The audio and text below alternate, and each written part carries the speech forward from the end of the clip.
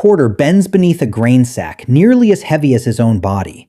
His back aches. His pay might vanish by nightfall. Tomorrow, he will probably carry another sack just like it. That sounds familiar enough, until you notice the one difference that changes everything.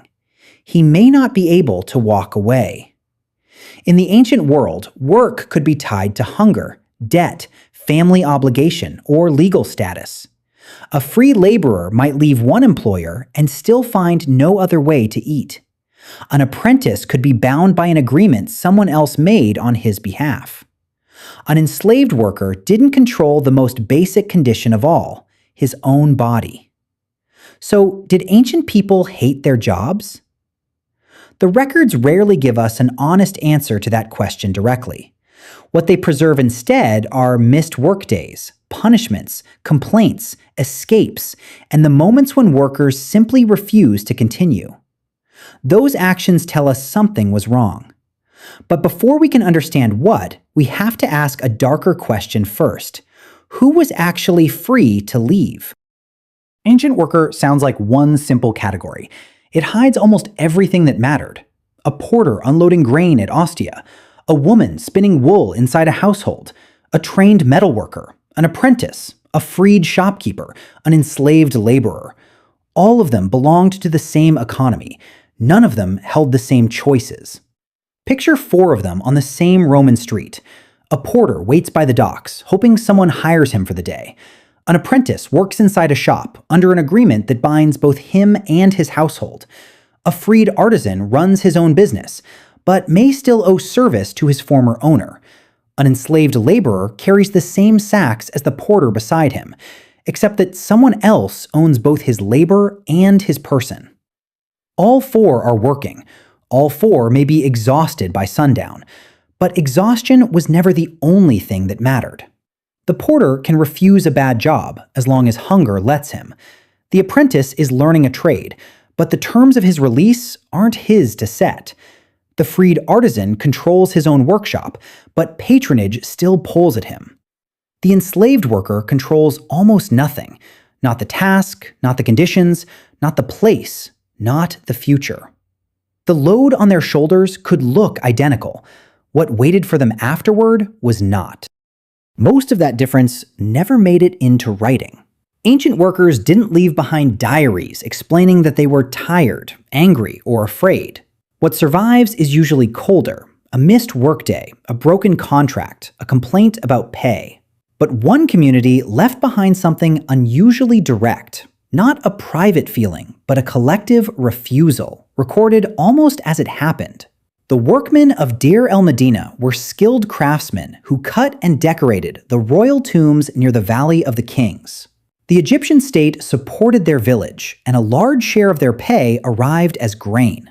That system worked only as long as the grain actually arrived. In the 29th year of Ramses III, around 1157 BCE, it stopped arriving on time. The scribe Amenakta recorded what happened next on what's now known as the Turin Strike Papyrus.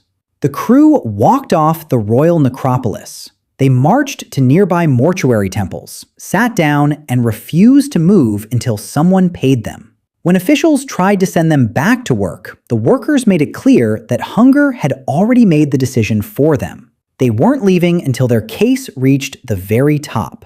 This wasn't one laborer quietly disappearing. It was a coordinated stoppage, tools laid down together, leverage used together. Grain eventually came. The men went back, but the shortages returned, and so did the strikes, again and again, for years. Deir el-Medina proved something narrower and more useful than ancient workers rebelled.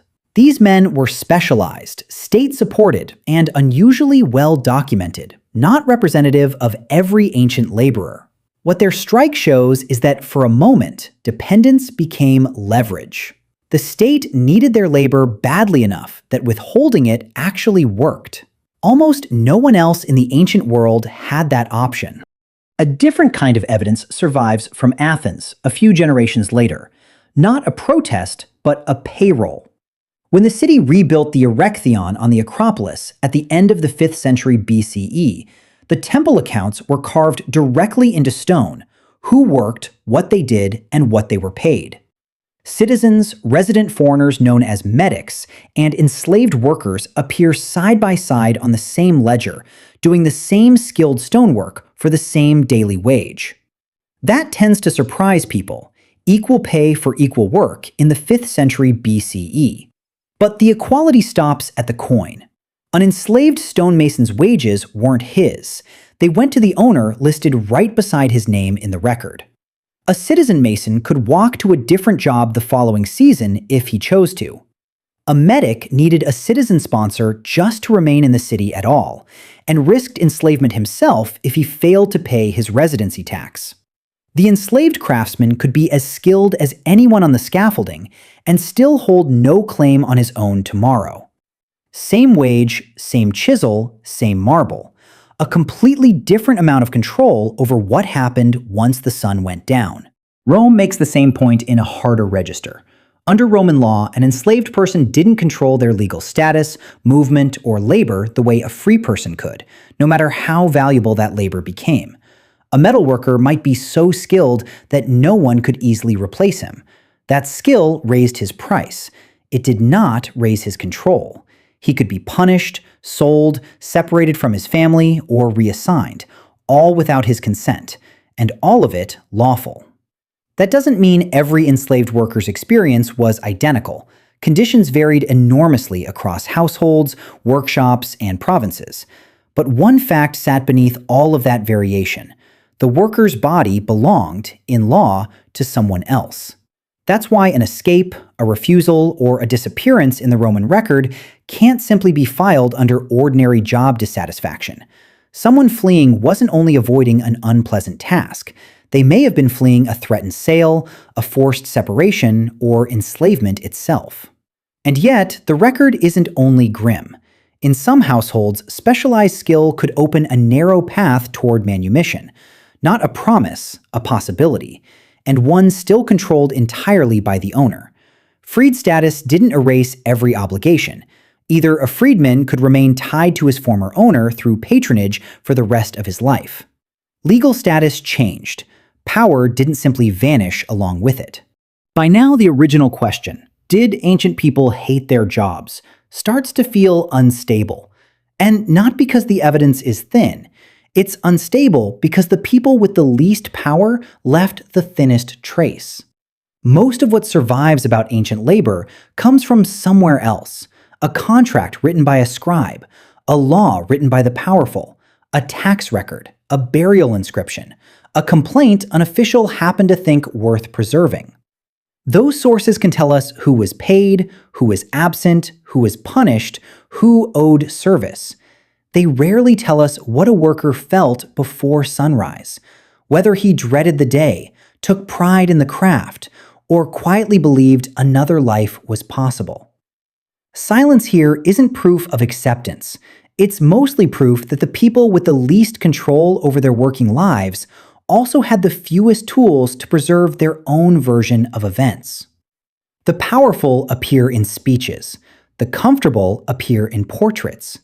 Workers mostly appear as line items, payments, penalties, occupations, and names that didn't survive. So, did ancient people hate their jobs? Some almost certainly did.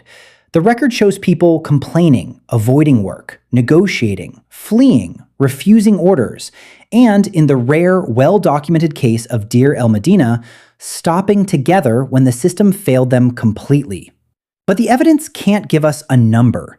It can't tell us how many Roman porters dreaded the morning, how many apprentices felt trapped, or how many enslaved stonemasons in Athens quietly measured the distance to freedom while collecting the same wage as the free man cutting stone beside them.